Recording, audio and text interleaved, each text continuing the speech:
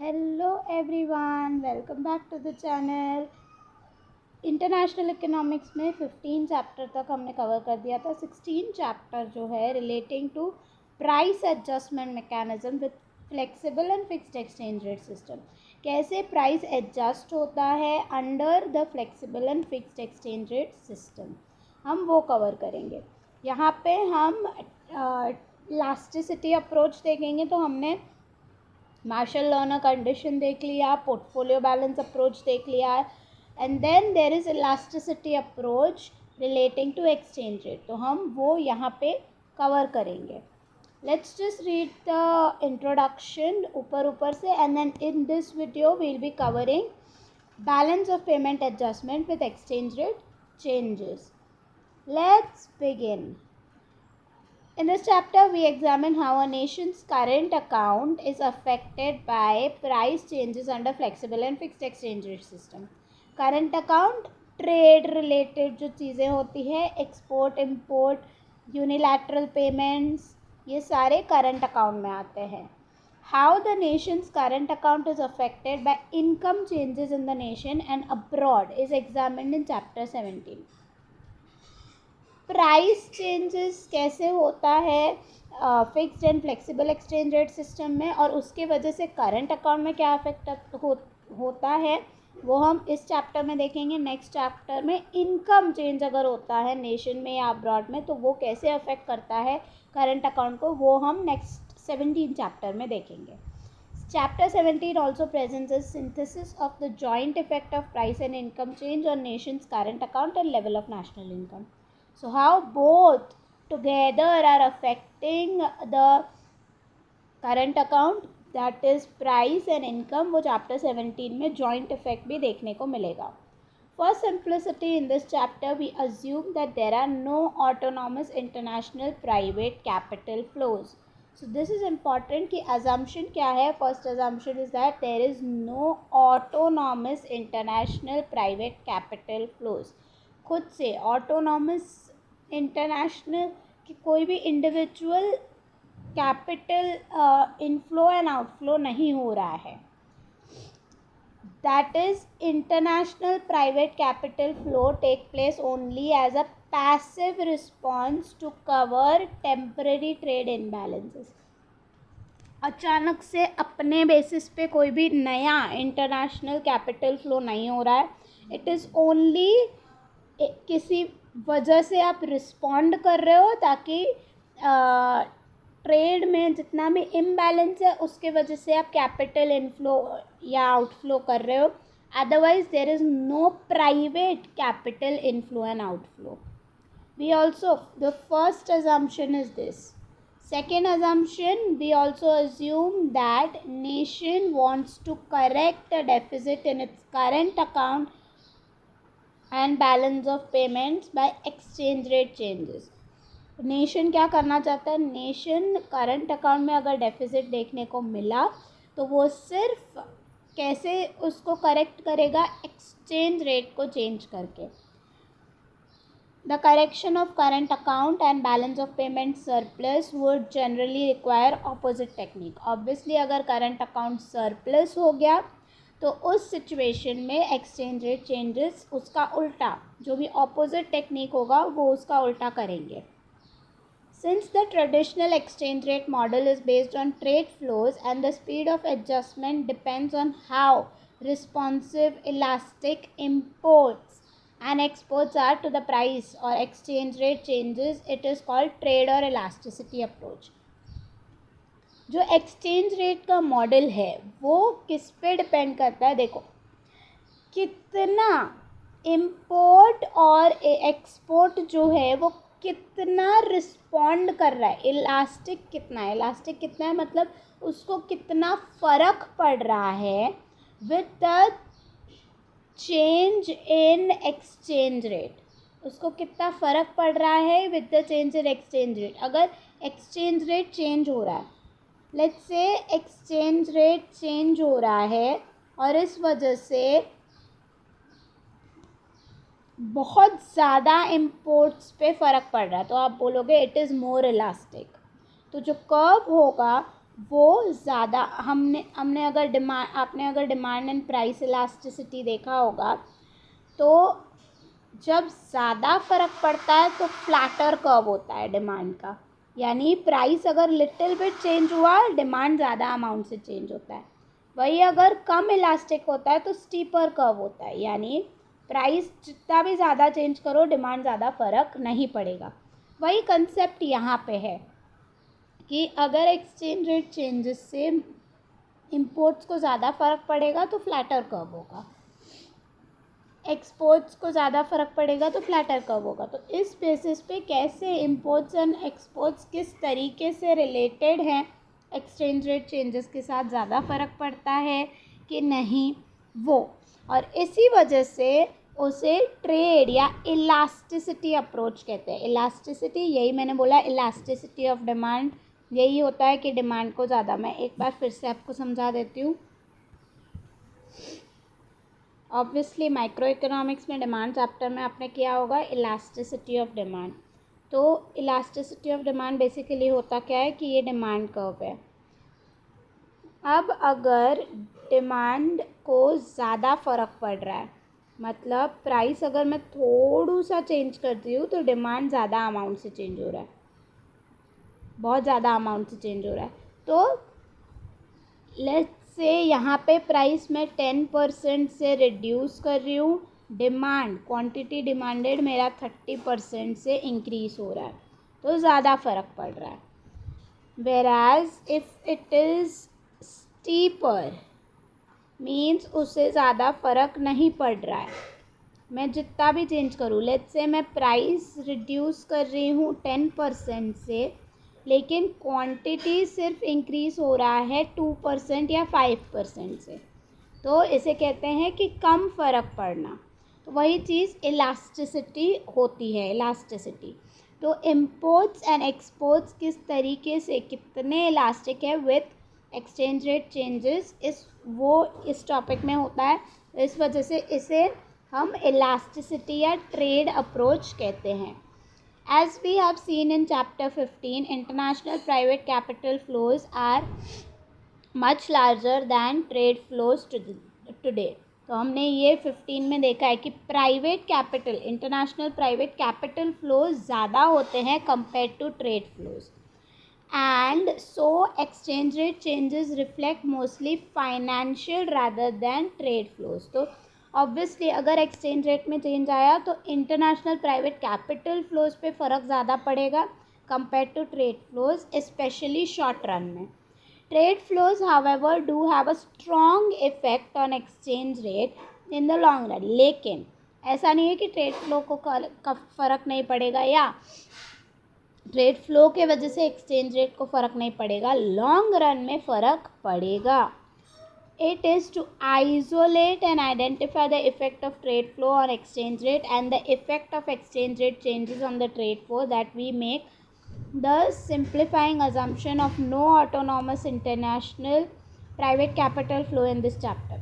तो अब हमें समझना है कि ट्रेड फ्लो का इफ़ेक्ट एक्सचेंज रेट पे क्या है और एक्सचेंज रेट का इफ़ेक्ट ट्रेड फ्लो में क्या है। इस वजह से हम प्राइवेट कैपिटल फ्लोज को अज्यूम कर रहे हैं कि वो नहीं है। अगर वो भी आ जाएंगे तो ऑब्वियसली उसका असर ज़्यादा होता है एक्सचेंज रेट पे।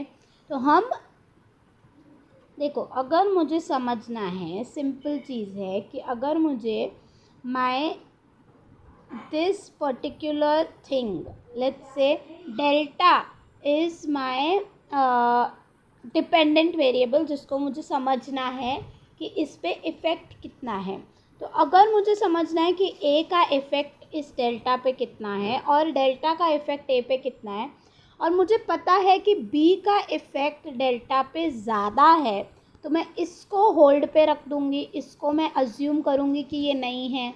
अगर इसका इफ़ेक्ट ज़्यादा पड़ेगा तो अल्टीमेटली इसका इफ़ेक्ट होगा, उल्टा होगा असर। तो उस वजह से हमें इसको कांस्टेंट रखना पड़ेगा, otherwise we will not be able to understand the effect of A on delta and delta's effect on A. तो जो हम ceteris paribus मैंने करवाया है वैसे ही यहाँ पे है कि हमें पता है फाइनेंशियल फ्लोज का असर होता है एक्सचेंज रेट पे, तो हम उसे बोल रहे हैं कि नो प्राइवेट कैपिटल फ्लोज है. Of course in real world both international financial and trade flows jointly determine exchange rate. Real world में it is both that they jointly determine, वो जॉइंटली एक साथ मिलके एक्सचेंज रेट को determine करते हैं. But a fully acceptable theory of exchange rate determination that incorporates both financial and trade flow has not yet been developed. अब तक ऐसी कोई थियोरी की जो दोनों फाइनेंशियल एंड ट्रेड फ्लो दोनों को मिला के एक्सचेंज रेट को डिटरमाइन करती है, ऐसे कोई थियोरी नहीं आई है. Theory of exchange rate determination, जिसे हमने मॉनेटरी थियोरी देखी एक्सचेंज रेट की, वैसे एक सेपरेट थियोरी नहीं है. The closest we come to such a general theory is portfolio balance model, जो हमने कर लिया है. अब ये सेक्शन खाली बता रहा है कि हम लोग क्या क्या कवर करेंगे. Let's move ahead with adjustment with flexible exchange rate. Flexible exchange rate के अंडर कैसे एडजस्टमेंट हो रहा है. In this section we examine the method of correcting a deficit. देखो डेफिसिट है, डेफिसिट यानी exports are less than imports. खर्चा ज़्यादा है, कमाई कम है, इनकम इज़ लेस, एक्सपेंसेस और एक्सपेंडिचर आर मोर. तो we have to correct a deficit in nation's current account और बैलेंस ऑफ पेमेंट बाय. कैसे करेक्ट होता है डेफिसिट? बाय अ डेप्रिसिएशन और डीवैल्यूएशन ऑफ नेशंस करेंसी. देखो जब डेफिसिट होता है ना, तो आप क्या करते हो, ये हमारा एक्सचेंज रेट है. आप जब डेप्रिसिएशन करते हो तो तब क्या होगा, आपका एक्सपोर्ट बढ़ जाएगा और इम्पोर्ट कम होगा. ये हमने देख लिया है जब हमने एक्सचेंज रेट का चैप्टर किया था. लेकिन डेप्रिसिएशन फ्लेक्सिबल एक्सचेंज रेट से रिलेटेड होता है, डीवैल्यूएशन फिक्स्ड से रिलेटेड होता है. A devaluation on other hand refers to deliberate या policy increase in exchange rate by nation's monetary authority from one fixed or pegged level to another. Devaluation मैंने बोला fixed exchange rate के under होता है, तो वो एक जानबूझ के गवर्नमेंट इंक्रीज कर रहा है, क्योंकि उन्हें पता है हमें हमारे यहाँ पे डेफिसिट है, ट्रेड डेफिसिट है, तो हमें उसको करेक्ट करना है. तो उसको करेक्ट करने के लिए जो गवर्नमेंट है वो क्या करेगा, वो जानबूझ के डीवैल्यू कर देगा, एक्सचेंज रेट को एक नए लेवल पे लेके जाएगा. अगर एक्सचेंज रेट 60 पे है तो उसे 72 पे लेके जाएगा या 70 पे लेके जाएगा. However, since both a depreciation and a devaluation operate on prices to bring about adjustment in the nation's current account and balance of payment, they are both referred to as price adjustment mechanism and are discussed together here. दोनों ही price पे operate करते हैं. Price कैसे affect होगा, तो इस वजह से उसे प्राइस एडजस्टमेंट मैकेनिज्म भी कहा जाता है. This is to be distinguish from income adjustment mechanism which relies on income changes in the nation. देखो दो अलग अलग चीज़ें हैं कि नेशन में प्राइस चेंज हुआ, इस वजह से आपका एक्सचेंज रेट में चेंजेस देखने को मिला, सिंपल. या अगर इनकम चेंज हुआ, इस वजह से आपका एक्सचेंज रेट में चेंजेस होते हुए दिखा. तो ये दोनों अलग चीज़ें हैं. तो इनकम का इफ़ेक्ट हम नेक्स्ट चैप्टर में पढ़ेंगे. हम यहाँ पे प्राइस एडजस्टमेंट देख रहे हैं कि कैसे प्राइस को एडजस्ट करके आप एक्सचेंज रेट को डिप्रिशिएट करते हो. We begin by examining the process of adjustment itself and then show how the demand and supply schedule of foreign exchange are derived. तो इस वीडियो में हम देखेंगे कि कैसे एडजस्टमेंट प्रोसेस होता है. नेक्स्ट वीडियो में हम डिमांड सप्लाई फॉरेन एक्सचेंज का कैसे डिराइव होता है उस चेंज के वजह से, वो हम देखेंगे. Balance of payment adjustment with exchange rate changes. The process of correcting a deficit in nation's BOP by a depreciation और devaluation of its currency is shown in figure 16.1. Let me just show you the figure. This is the figure. In the figure, it is assumed that the US and European Monetary Union are only two economies in the world and that there are no international capital flows. सिर्फ दो economies हैं वो दो economies आपस में trade कर रहे हैं और उन दो इकोनॉमीज़ के बीच में कोई भी कैपिटल फ्लो नहीं हो रहा. So the US demand and supply curve for euros reflect only trade in goods and services. तो US का demand curve for euros and supply, वो demand for foreign currency and supply for foreign currency जो है वो demand curve और supply curve foreign exchange का या exchange rate का for euros सिर्फ trade से related है, international capital से related नहीं है. Figure shows that at the exchange rate $1 is to €1. So this is here $1 is to €1.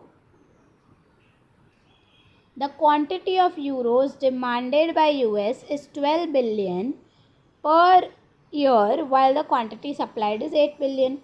तो आप देख सकते हो यहाँ पे let's say this is the supply for euros and this is the demand for euros by US. 1:1 के rate पे demand 12 billion है लेकिन सप्लाई 8 बिलियन है. So this is my demand for euros by US and this is my supply of euros by supply of euros. 1 के level पे demand ज़्यादा है, excess demand है, सप्लाई कम है.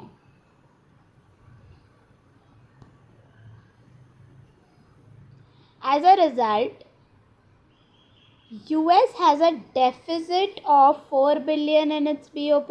Obviously deficit हो जाएगा क्योंकि डिमांड वो कर रहा है 12 का, 8 बिलियन सिर्फ उसको सप्लाई मिल रहा है. डिमांड देखो, डिमांड कब करेगा हम समझते हैं क्यों डेफिसिट होगा.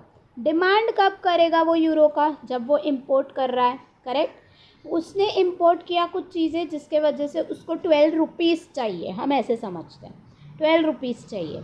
लेकिन सप्लाई यानी एक्सपोर्ट करने के वजह से उसके पास जो पैसे आए, सप्लाई जो हुआ यूरो का वो सिर्फ 8 रुपीज़ का हुआ. तो 4 रुपया नहीं है ना उसके पास खर्चा करने के लिए, इंपोर्ट का पेमेंट करने के लिए 4 रुपया नहीं है. सिर्फ उसको 8 रुपीज़ मिले एक्सपोर्ट करने से. सप्लाई तभी होता है ना जब आप एक्सपोर्ट करते हो यूरोपियन यूनियन को, जब आप कुछ चीज़ें एक्सपोर्ट करते हो तो वो उसका पेमेंट करते हैं. तो वो यूरो सप्लाई कर रहे हैं, तो वो 8 रुपीज़ सिर्फ सप्लाई कर रहे हैं. वेराज आपके पास तो आपको 12 रुपीज़ का पेमेंट करना है, आप डिमांड 12 रुपीज़ का कर रहे हो तो 4 रुपया डेफिसिट हो गया. सो this is how it implies US has a deficit in BOP of 4 billion. That is by area AB. So this AB area.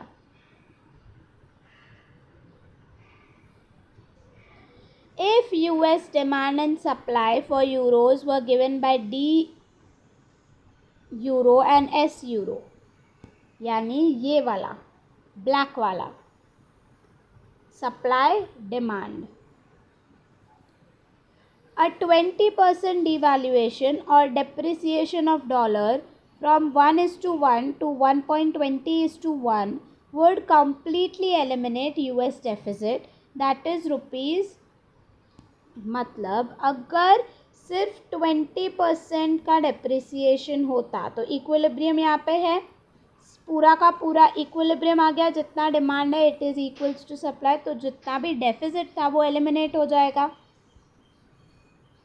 तो अगर 20% का डिवैल्यूएशन, अगर डिमांड कर्व ये ब्लैक वाले होते, demand and supply curve black वाले होते, तो सिर्फ और सिर्फ 20% का डिवैल्यूएशन की ज़रूरत होती या 20% के डेप्रिसिएशन की ज़रूरत होती. उससे डेफिसिट जो है वो क्लियर हो जाता.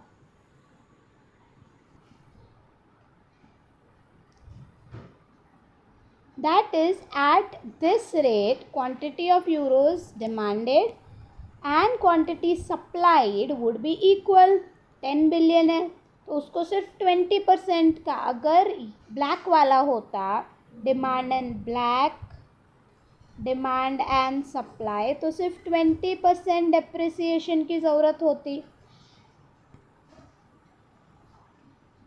And US BOP would be in equilibrium, कोई डेफिसिट या कोई सरप्लस नहीं होता. If however US demand and supply curve for euros were less elastic that is steeper, यानी जो ब्लू वाले हैं, अगर वो ब्लू वाले होते तो उनको कितना 100% डेप्रिसिएशन करना पड़ता. As indicated by D Eurostar, S Eurostar, the same 20% devaluation would only reduce the US deficit to 3 billion. अगर सेम